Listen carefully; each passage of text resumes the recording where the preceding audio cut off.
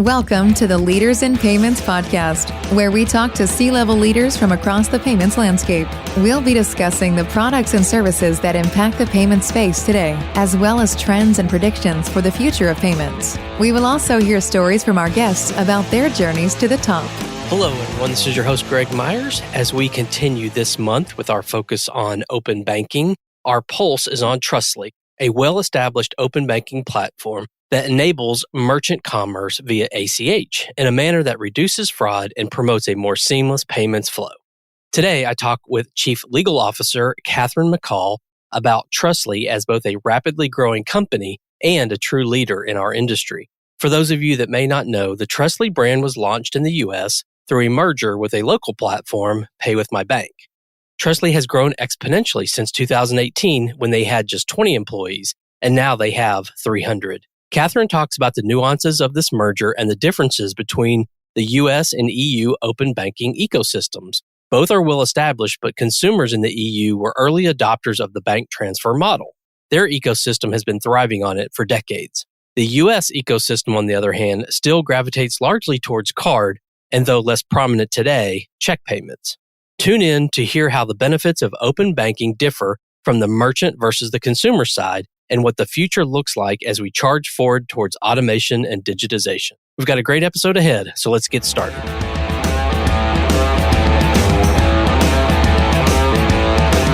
Hi, Kathryn. Thank you for being here, and welcome to the Leaders in Payments podcast, and specifically this special episode of the Pulse of Payments about open banking. So thank you so much for being here.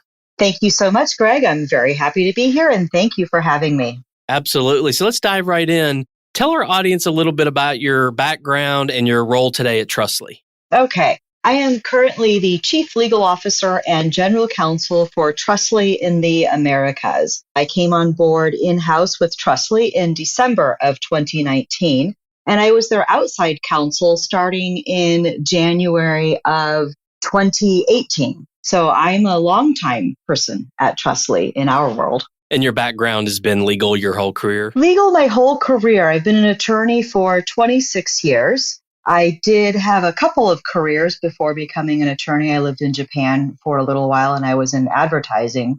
But after law school, I graduated and went right into working with companies in mergers and acquisitions, venture capital financings, high tech, and fintech. Awesome. Well, before we dive in, let's talk about Trustly, the company. So tell the audience what Trustly does. In its simplest terms, Trustly enables merchants to capture payments from their consumers. And we enable those merchants to capture those payments via the ACH and other bank networks via a very secure connection. And how big is the company?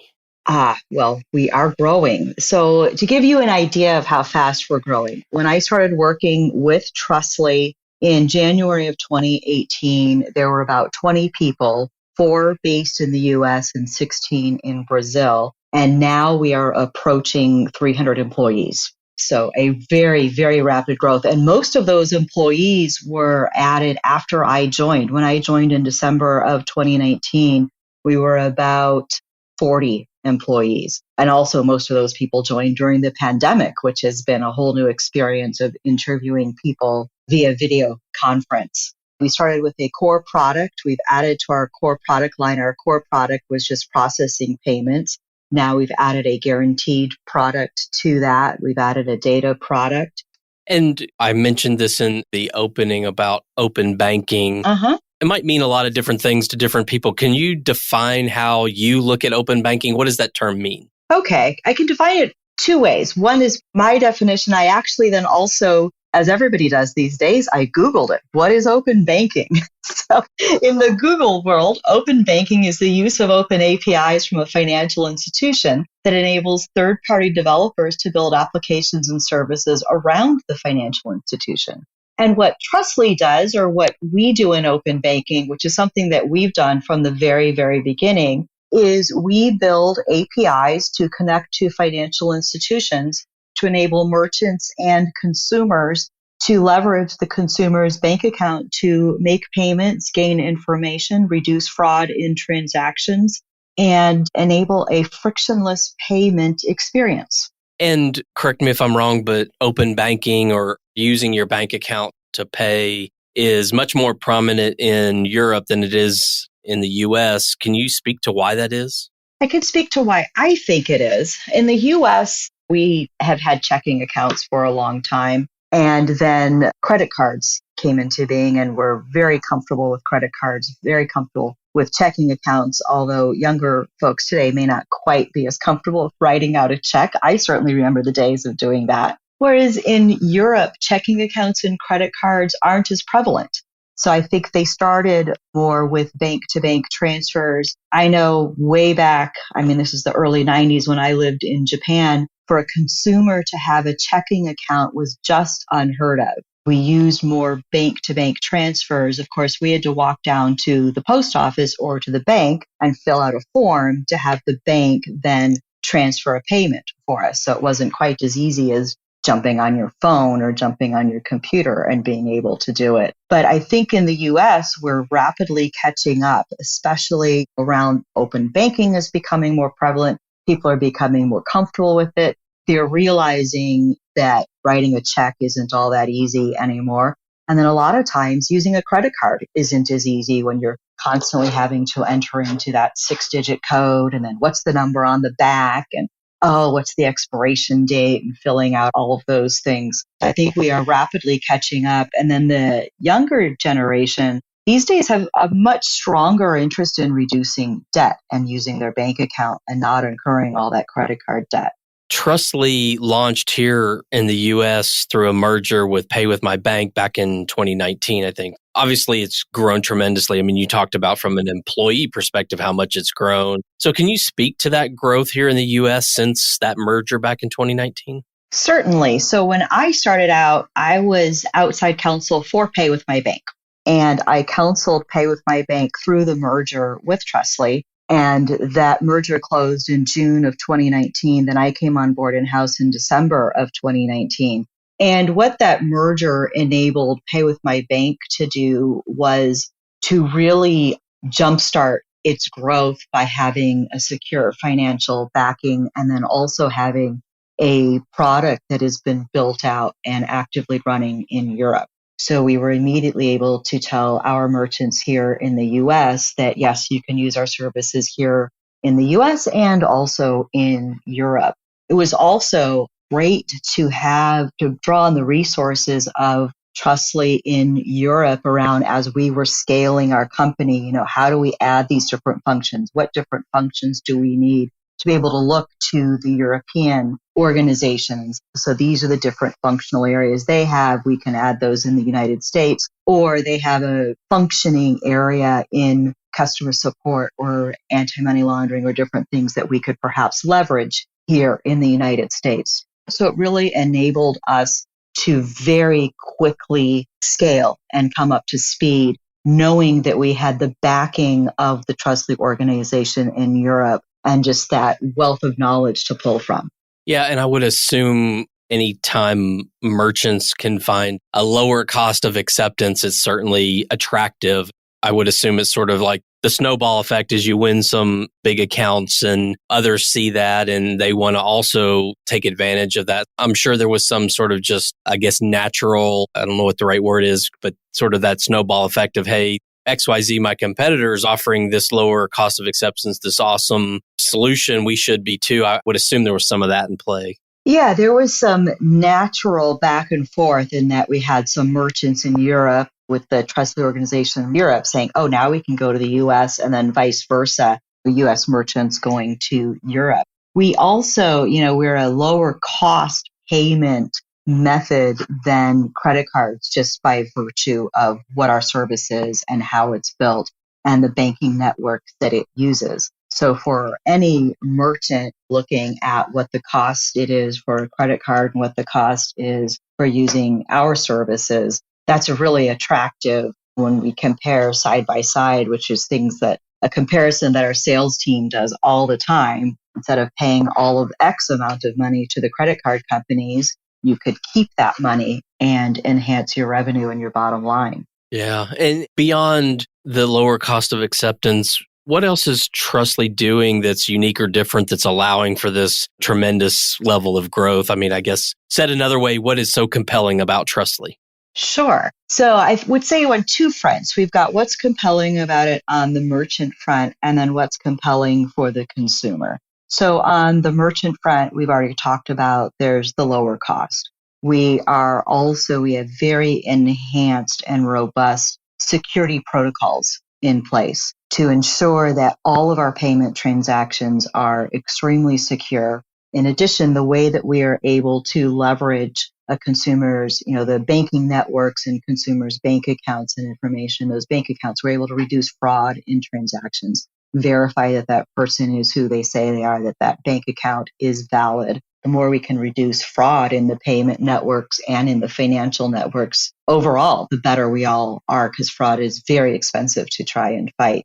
And we also work with every single one of our merchants to enhance their experience. How can we drive consumer adoption of our payment method? Because the more consumers adopt our payment method on the merchant's payments page, the more money the merchant's going to save. So we're constantly doing A/B testing in our UX and in how we appear on the payments page, et cetera, to ensure that does this work better? If we add this, does it work better? And then we can tell merchants, this is the best way that you can present our services and present how we look on the payment page to ensure conversion. And we actively work with all of our merchants to get them the best experience possible. And then on the consumer side, quite simply, it's easy. It's frictionless. It's a couple of screens to pop through. You don't have to open an account. You enter your bank username and password and authorize the transaction, and you're done. You go right back into the merchant page. You don't have to enter your bank account routing number, which a lot of people are like, I don't even know what that is. My bank account number, like I have to enter all these numbers. Oh, I'll just use my credit card. Or the worst case scenario for the merchant is, this is just too hard. I'm not going to do this. I don't need those shoes. I really don't. So we just make it as easy as possible. And we have a whole team that even after a merchant signs on with us and after we get them integrated, a whole success team that then continually works with that merchant saying, how is it working? What can we do? How can we present this in a better way? Are you running into any sticking points? Where's the friction? What's going on? So a lot of our merchants are always telling us, gosh, nobody else works with us this way. A lot of times, we sign up for a service, we get integrated, and that's it. And then we don't know what to do. Whereas you guys are constantly working with us, calling us. If you see a drop off in transactions or things like, hey, what's going on? What can we do to help? So I think that's a lot around what makes us so compelling is that we're great to work with. Great product, very secure product. And can you talk about Trustly's global footprint? So maybe what are some of the countries you're in today and maybe some of the nuances of these different regions? Sure. So we are active in the United States, Canada, Europe, and Australia. So in Europe, we're active in the UK, Scandinavia, so Sweden, Norway, Finland, Denmark, Germany, France, Spain, Italy, most of the countries in Europe or in the EU, and also in Australia. Are there nuances between these? I mean, I'm sure there are. I know the EU is much more regulated than the US, but are there nuances with Australia or any other differences between the regions that people should know about? Yeah, there are. So the US and Canada is fairly similar in that we both have banking networks available, although Canada is a little bit farther ahead in some of their banking networks. And for the US, the ACH network, RTP networks work across the United States, so they're federal networks. When you get into Europe, it's a lot more broken up. I think all of us here in the United States, we think, oh, Europe, it's European. They've got this EU, so borders are meaningless, which really isn't the case in Europe. They do have the EU. They have this PSD2 open banking initiative. But then on top of EU rules and regs and the PSD2 scheme, each country can then also put its own rules and regulations in place as long as they don't violate or trump the PSD2 or the other open banking rules and regulations.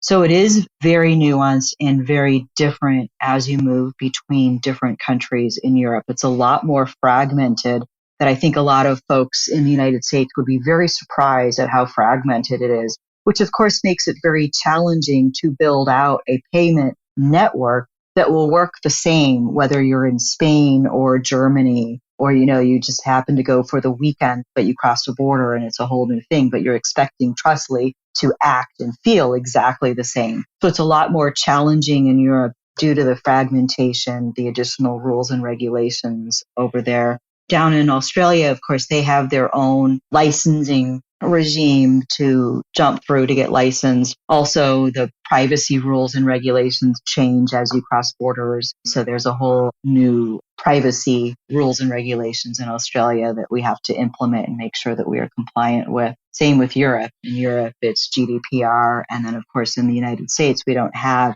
a strong federal privacy rules and regulations, but then we do have a lot of industry privacy rules. And then, of course, there's California and a couple of other states that have their own privacy rules.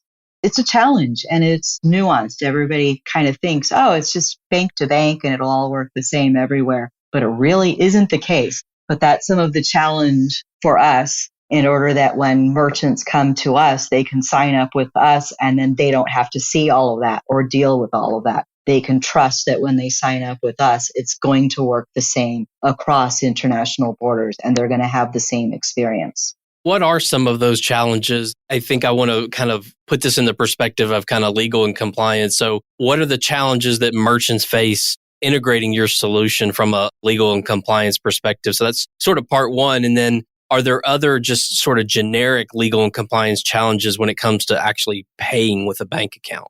So in terms of compliance, we set up our services and our product from day one, even when we were dealing with very, very small merchants. But we set it up to be enterprise grade, to be able to handle large merchants and a large volume of transactions. So I think some merchants are sometimes surprised a bit by some of the compliance hurdles that they jump through with us. We do a lot of due diligence on our merchants, making sure, you are who you say you are, that you're going to be able, anti-money laundering compliance, know your customer compliance, but then they're also doing the same thing on us. So it's that's a bit of a mutual hurdle that everybody has to jump through, which is to make sure that we fulfill all of our anti-money laundering, know your customer due diligence rules and regulations. Then, of course, there's also rules and regulations in order to get access to the payment networks.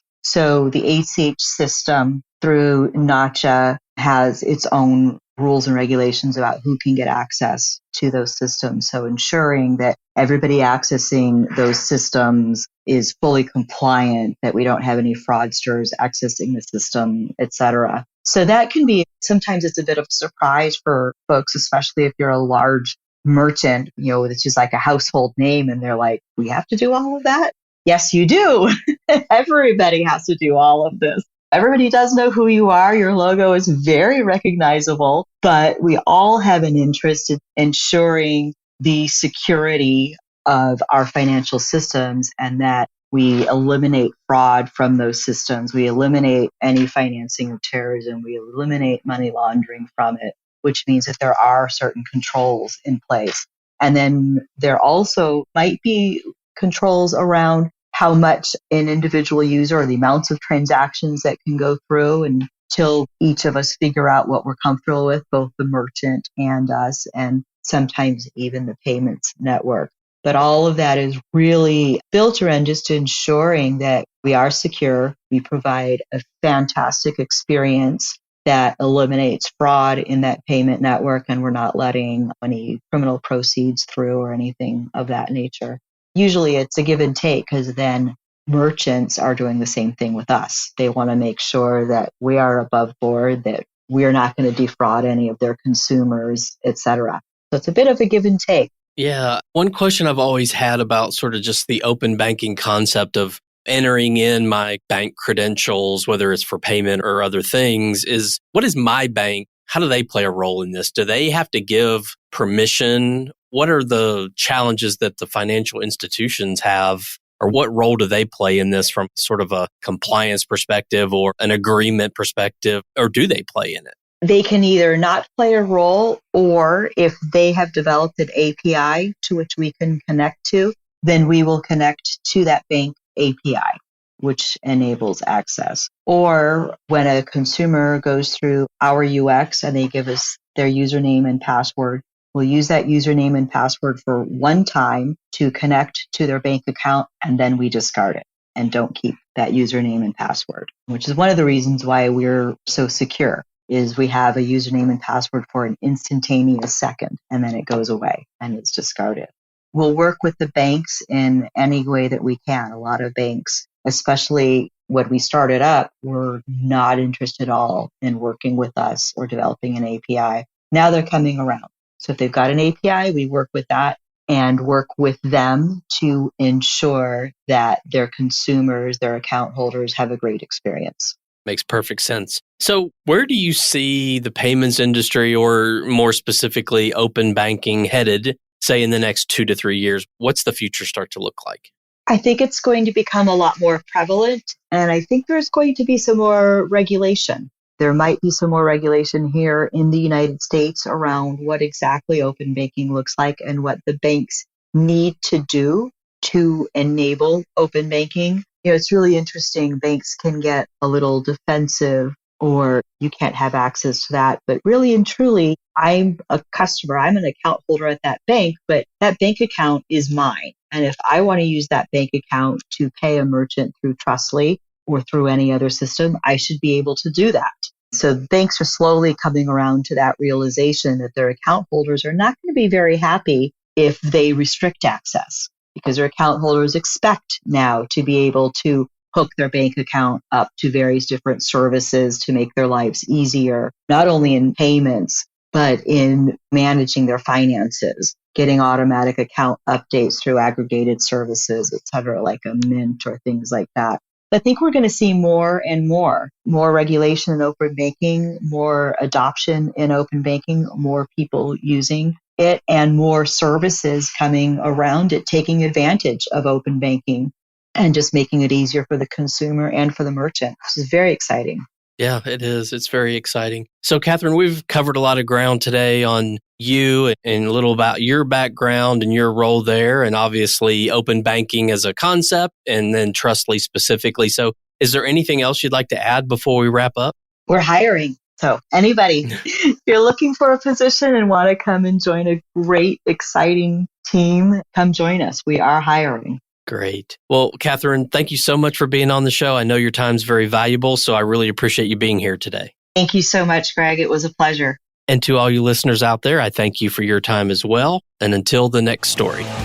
Thank you for joining us this week on the Leaders in Payments podcast. Make sure you visit our website at leadersinpayments.com, where you can subscribe to the show and where you'll find our show notes.